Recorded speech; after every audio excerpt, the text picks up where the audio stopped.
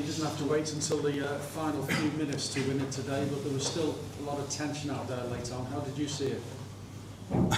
That there was tension later on. So it was again, we needed mentality today in a different fashion maybe than the few times before. But we always knew how difficult of a game this would be, let alone if you have proper preparation time. But if you played your third game in less than 7 days against your rivals, and then you know that the second half could be very tough, and that's why I made my lineups throughout the week as I did, for the players to be ready for this one, because this was the most intense from the three. We knew this before, and you could see how well we can play if we are fresh. First 45 minutes, unbelievable, the way we played. But the second half was more difficult because of Everton, of course, but also because we ran a bit out of energy, but we didn't run out of mentality. Those 4 changes that you made shows the strength of the squad that you have. How pleasing is it then to come through these 3 intense games with 3 victories? Yeah, but yeah, this is also the reason why teams like us, Chelsea, all the ones that are playing in Europe need a squad like this, because you need to play so many games. So it's not an excuse. We have to accept it as it is. But we do have had some issues with Alexander-Arnold not training for 4 months. McAllister missing out a lot. I can go on and on and on, but the good thing is I do have the options to rotate throughout the week, and the ones that played 3 times 90 are Virgil, Ibu, Mo, Ryan and Arne, the ones that are used to this intensity at this level, and again they showed up really good. We'll be seeing them on Tuesday. I can tell you now, you won't be seeing them on Tuesday now. Yeah. If that's any help for Southampton, then they already know. Just ask you about Ryan, because obviously a great goal and assist, but it just feels like week in, week out, he's turning in just really consistent performances. Yeah, as he did last season. So I think it's for every player the same. You need a team around you to show how good you are. And I know we have a lot of good players, like just mentioned. And Ryan, both goals were similar area that we attacked with, first with Ryan, second time with Hugo, with the pace these two have. And like I said, first half it was a joy to watch. Although we got a little bit of a warning just before halftime when maybe they were first shot on target, I'm not sure, but and second half you could see that's always the difficult thing of conceding the 2-1. If you're already 2-0 up, then you're a bit in doubt maybe. Normally we're not in doubt. Normally we always just keep on attacking. But yeah, I've said enough about our schedule now and that reason. But again, I think we had better chances to score the third than they had to score the second. Arne, with Ryan, I think he said in an interview on TV that you're giving him a bit more freedom to get forward more this season. He actually didn't score a Premier League goal last season. He's got 2 already this. With a goal and assist today, he's showing his quality in the final third as well. And so can you sort of tell us about that plan to get him forward a bit more? I think this is the evolution of a team. You should constantly try to do different things. You try to keep what's really good, but yeah, other teams try to adjust to us as well. So we need to constantly evolve. Is that the right word? Evolve. And apart from that, we have different players now than we had last season. So sometimes you adjust a little bit also by the quality of the players you have now compared to the ones we had last season. So yes, he has I wouldn't say freedom, but he has the moments that he can help the attack. But that has a lot to do with the way the other team presses and the way. Yeah, it's this long story, but so yeah, he has a bit more freedom. Yeah. Mike, maybe a silly question with a 100% record, but would you like your team to manage games any better, or is that kind of impossible with the intensity of Premier League football? No, I think we manage the game really well, but we don't manage some moments really well. So this was also the thing I said before the game. There's a lot to like, but we have to understand that a moment can change momentum.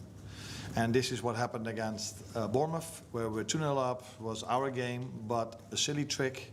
We conceded 2-1.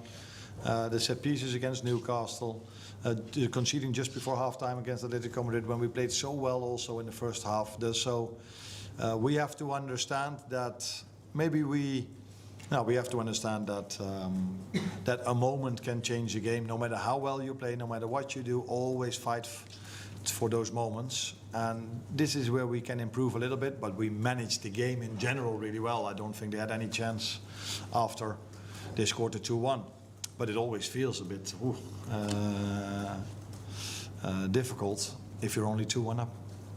Hi, Arne, can I please ask you one more question about Ryan? He's picked up 2 goals and 2 assists yet, and that's far better than last season. He seems to be so comfortable in this more advanced role in possession. You've never substituted him in all the games. I think that says a lot. Can you just tell me about his development recently and also about his personality, because he seems never to want to be in the spotlight? No, maybe not off the pitch, but on the pitch he does like the spotlight. But the thing is that I was planning to take him off after 60 minutes, but then we conceded a goal. And I think he took the spotlights mainly because of his attacking things he does. But I also see, and maybe you guys as well, how much he runs off the ball, how many times he's there to help out Connor when he's in a 2v1 situation, and the same for Dominic Szoboszlai. The amount of sprints they make to help Connor, but a bit Mo Salah as well, because of that we can leave Mo a bit more forward and get the best out of Mo also. So yeah, he's done very well, and now it's been maybe a bit more in the spotlight because he has these goals and assists. But even if he wouldn't have had that, he would have still played really well. But it's also nice that after 6 games there's something more positive than there is last season. Another goal for Hugo today. There's obviously a lot of talk about Alexander-Arnold the last few weeks, but how impressed have you been with Hugo so far in his all-round game as well as his goals? No, of course impressed, but to the extent that we knew what we brought in. So like any other team in this league, every team has 2 number 9s. You can see this at Everton today as well. We have 2 number 9s of excellent quality, like our competitors have as well. And now it's really a good thing because Hugo is definitely not ready, coming from a different league, to play 3 times 90 minutes in this space, in the way we play, because we have a high intense game. We constantly try to press. When the ball is out of play, our goalkeeper tries to start the play fast instead of taking a minute. So it's a high-paced game we try to play. And Alex is, as we all know now, because I've said it so many times, and I think this was out in the open before as well. He's only trained 2 weeks with a team where he didn't do for 4 months. So to have 2 now is definitely necessary. And every top Premier League team has 2 great number 9s, and we as well. Last one here. You talked about how well you played in the first half. How much of that do you think was having McAllister, Szoboszlai, and Gravenberch back together again, that sort of continuity of the midfield that played so well last season? Now, these are very good players, but we've played in different setups, really good moments in games, or large parts of games as well. So for me, it had a lot to do with the fact that we took the positions we wanted them to take, because it didn't happen a lot this season yet that the other team did what we expected them to do. Mostly we have to adjust at halftime that the other team comes up with something completely new against us, which is normal because most teams we face, they have 1 week to prepare. If I tell you, the only thing we did between Atletico Madrid and now is playing 6v2. It's the only thing we did in 2 days. That's how we have to prepare. Not excuse, nothing. We have so many great players, as you just said. But this is reality, so I can never come up with something new. That's why the other teams always know what they get when they play us, because you don't have so much playing time. So you don't have to feel sorry for me because I have great players, but it's maybe interesting for some people to know, oh, is that really true, only 6v2? Yeah. So, but Everton did what we expected, and we took our positions really well, and that's why I think we could play through them a few times. Where normally maybe our second half performance is better because we have to adjust at halftime, because what the other team did in the first half was different than expected. Thank you, everyone.